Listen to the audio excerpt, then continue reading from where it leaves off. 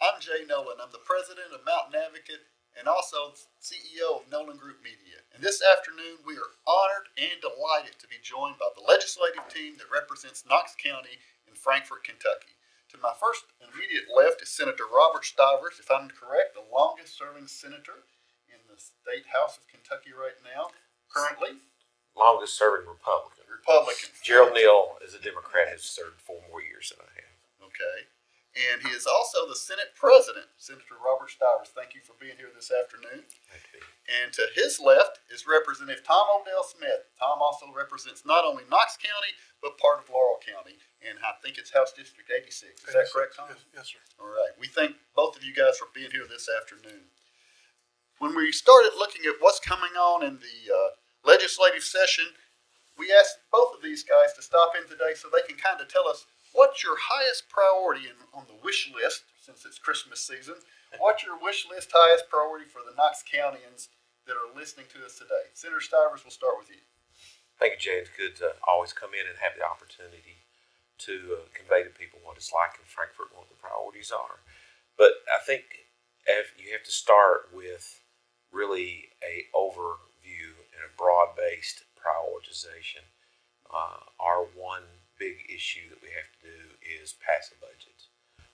If you don't have the money in the appropriate places, you can have all the theories and policies and that you want to implement, but without the dollars behind it, it fails. So I always, and for many years, have defined it as the ultimate policy document. That's what paves your roads.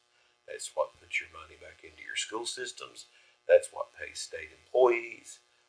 That is what makes the state as a whole turn. So getting a balanced, fiscally responsible budget is the number one priority going into the session. All right.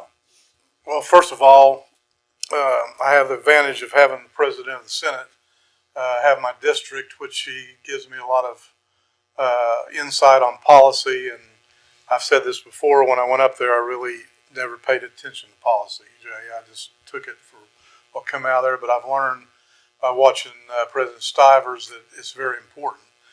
And we have a lot of people right now tugging because of the physical policy that leadership's done. We have several dollars in our rainy day fund, and they're looking at it saying, well, we want a piece. But I think I rely on our leadership to bring us good, sound policy, and the Senate has it with President Stivers, and I have it with Speaker Osborne. But the main thing is that and President Stivers said this a lot, you don't spend it today, you got to look at what it does to you in the future.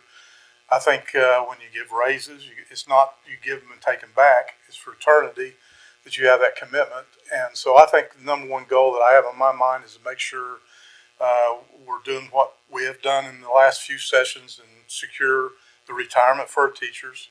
One of the things that I think is going to be important over the next few sessions, healthcare has gotten out of hand, is for everybody, private sector, public sector, and that's what I hear from. And with our teachers is, every time they do get a little bit of more money, the cost of their insurance goes up. So that's a big hurdle to cross, but I'm looking for leadership to help us guide us through it. But other than that, I think it's we've got great leadership to help us get through the policies and also through the physical policy of the budgets, as President Stivers said. We've had a lot of controversial issues out of Washington, D.C. here this past summer, and Americans are seeing a lot of dysfunction. It sounds like you guys have a plan to be more functionally oriented in Frankfort and try to get more things accomplished. Can you speak to what you see in Frankfort that's going to make it different from what we have in Washington?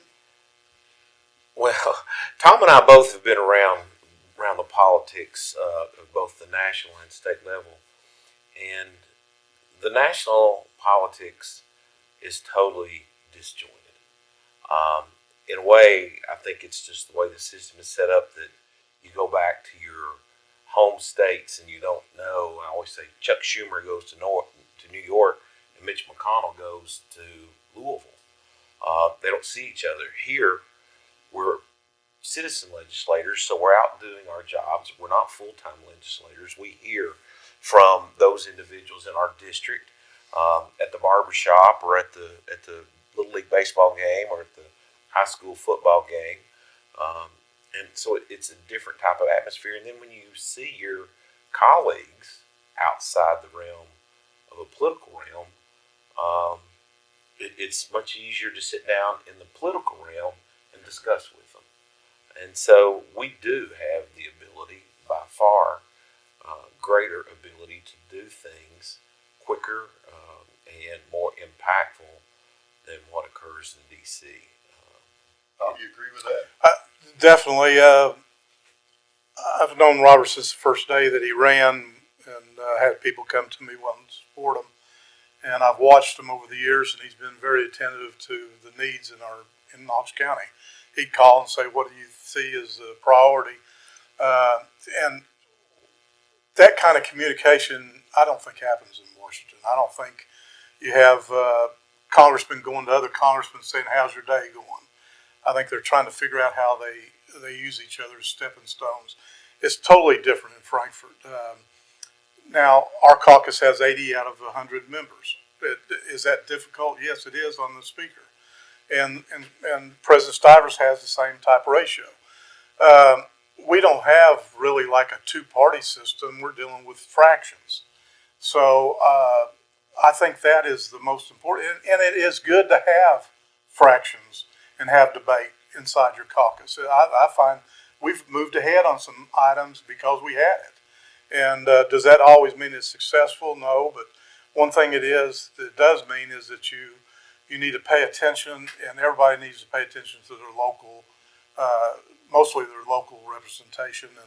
And again, I don't foresee any issues like that happening in Frankfort. The biggest thing I see coming out of there, Jay, is us all coming to agreement on what the priorities should be. You're going to have a lot of tugging, universities, local schools, everybody tugging for dollars. And so I think at the end of the day, we can count on leadership to give us the best scenario on how we can work it towards the future. We have not only tugs for dollars, which I know there is a significant rainy day fund, and it looks like we're going to be blessed with finally a budget surplus again this year. So that makes the job a little easier than when you're having to decide how to make cuts. But one of the controversies that still seems to be out there alive and kicking a lot, especially here in Kentucky, is the issue of abortion. Do you foresee any changes in the rape and incest clause in light of the most recent gubernatorial election?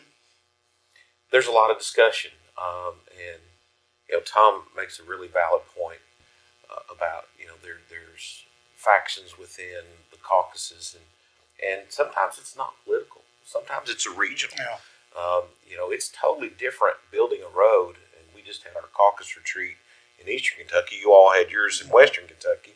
Well, when you're building a road in the flat land of Western Kentucky, it's one thing versus building a road through the mountains of Eastern Kentucky. Very different. And so just those types of scenarios show you the differences that can occur. Same thing on really social issues can be the same way. And there is a lot of discussion right now, and I would assume you all probably have talked about it in your caucus. We've talked about it in ours.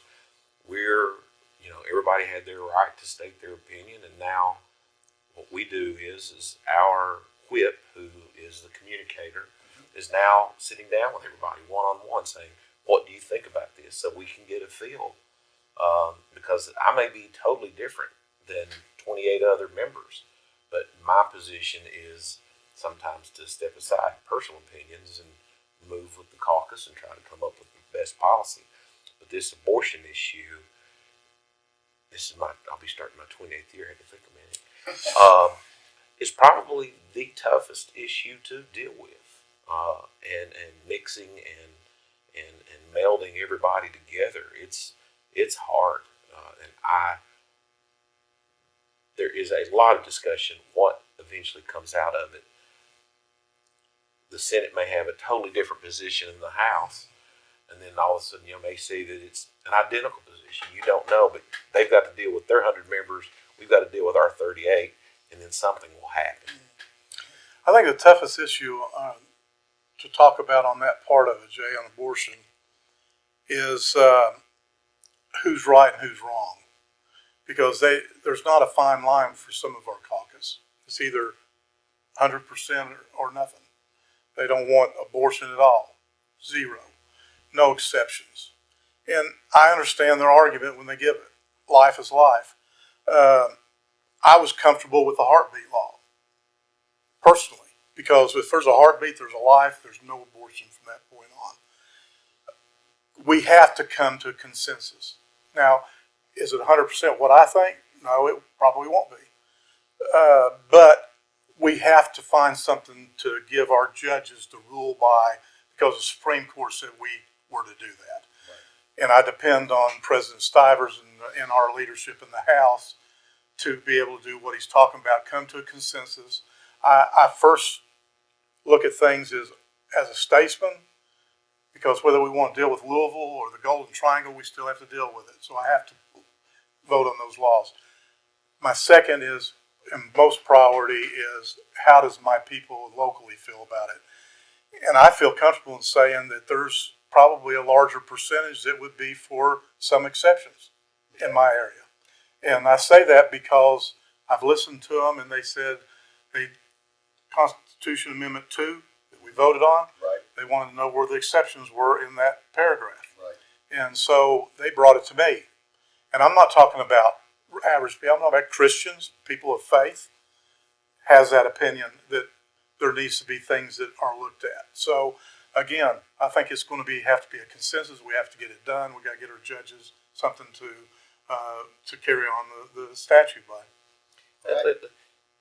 The one thing I think Tom kind of hit on this, I want to make clear, nobody should be judgmental about the position you take, because a lot of people think, what is the issue?